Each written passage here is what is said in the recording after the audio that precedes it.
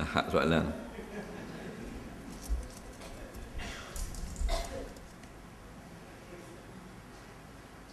Boleh tak guna ayat Quran sebagai ringtone dalam handphone semasa menerima panggilan? Boleh, tapi kena jaga.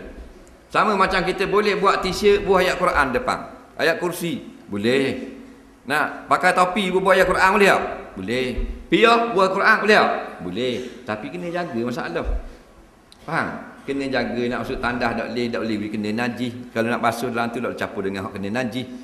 Jadi rohak tak? Rohak dah saya pakai baju gitu.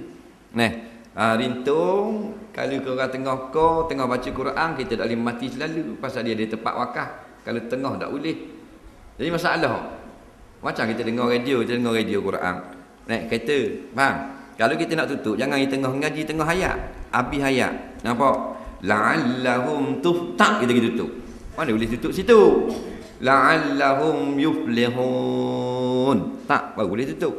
Faham? Lepas tu nak masuk dalam tandas kena buat vibrate, silent, tak keluar ayat Quran supaya tak bunyi dalam tandas.